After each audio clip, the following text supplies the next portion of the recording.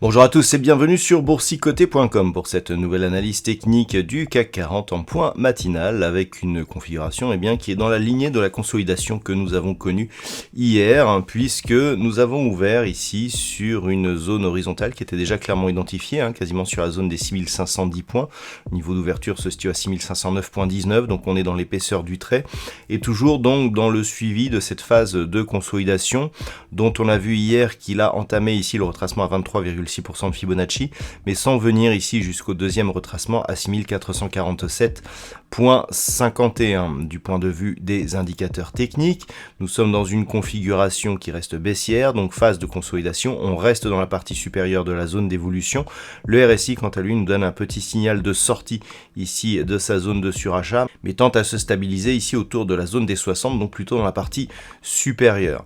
Alors, cette phase de consolidation, elle est essentiellement liée au fait que l'inflation remonte énormément.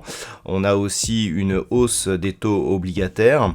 Ça se voit d'ailleurs au niveau du palmarès, puisque au niveau donc des plus fortes hausses ce matin, nous avons pas mal de bancaires, des industriels aussi, donc Société Générale est en tête du CAC 40 ce matin, suivi de Renault, Stellantis, on a BNP Paribas qui n'est pas très loin, AXA, et puis au chapitre des baisses, nous avons des valeurs comme Capgemini, Téléperformance ou Total Énergie.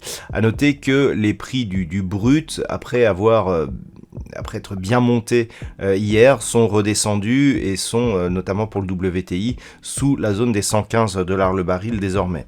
Donc, phase de consolidation, on a toujours des craintes concernant une possible accélération de l'inflation et donc des cours qui reviennent ici. Mais lorsque l'on regarde d'un point de vue technique, on a eu ici une attaque sur la bolle supérieure, on a marqué un point haut,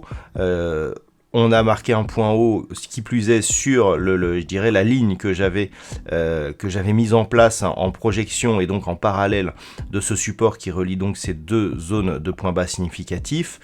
Je vous avais indiqué que en cas de contact, on pouvait avoir une phase de consolidation et que si on dépassait cette ligne directement, on irait en zone d'excès. Voilà, on a eu exactement ça, c'est-à-dire la phase d'impulsion ici, la phase de consolidation. La consolidation, comme je vous l'ai indiqué, pour l'instant ne remet pas en cause la dynamique puisque on n'a même pas entamé le retracement ici à 38,2% de Fibonacci. On est toujours au-dessus de la moyenne mobile 20 exponentielle. Les histogrammes du MACD évoluent toujours dans la partie positive de leur zone d'évolution. Donc pour l'instant, il ne s'agit que d'une phase de consolidation, mais que l'on peut inclure ici dans cette globalité qui reste haussière. Par contre, si les cours venaient ici à casser cette zone des 6447 points, et là, c'est assez intéressant parce qu'on a énormément d'éléments qui convergent vers ces niveaux. Deuxième retracement de Fibonacci, moyenne mobile 20 exponentielle qui va évoluer aujourd'hui autour de ce niveau, clairement, là, on aura un début de signal d'affaiblissement, donc de cette impulsion haussière. Donc, c'est ce niveau qu'il faudra surveiller. Et en cas de cassure, c'est tout simplement la zone des 6364 points qui se trouve être aussi le retracement à 61,8% de Fibonacci qu'il faudra surveiller. Pourquoi ? Parce que en cas de cassure, il y aurait cassure du 61,8, cassure de cette ancienne zone de résistance dont on attend qu'elle devienne support pour conserver justement le biais haussier. Et si on avait une cassure de ce niveau, clairement, gros signal d'affaiblissement, voire de neutralisation, avec un objectif de retour ici sur cette zone des 6230 points. Donc les points à surveiller pour ce matin. Premier élément, ici, la zone des 6447 points. Deuxième élément, en cas de poursuite baissière, la zone ici des 6364 points.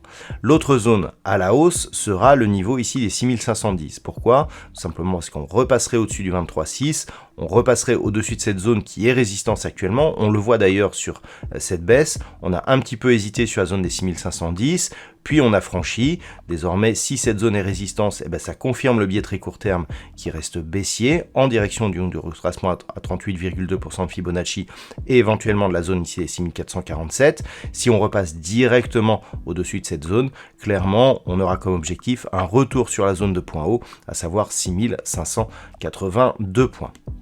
Voilà donc ce que l'on peut dire sur la configuration de ce matin d'un point de vue purement technique. D'un point de vue macroéconomique, alors cette journée sera, alors dans la nuit déjà, nous avons eu des chiffres du PIB donc de l'Australie qui se sont révélés supérieurs à ce qui était attendu. L'indice PMI manufacturier, un indice en Chine, donc très légèrement supérieur à ce qui était attendu. Ce matin, nous aurons le PMI manufacturier en Allemagne qui sera dévoilé à 9h55.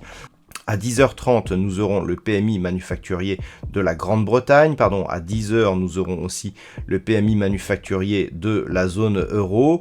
Et puis, nous avons une intervention de Christine Lagarde qui devrait avoir lieu aux alentours de 13h. Du côté des États-Unis, à 16h, nous aurons le rapport Jolst qui définit les nouvelles offres d'emploi et la décision de la Banque centrale du Canada sur l'évolution de ses taux d'intérêt. Voilà donc pour cette journée, je vous souhaite de passer une bonne séance, on se retrouve dès ce soir pour toutes les autres analyses techniques du site boursicoté.com.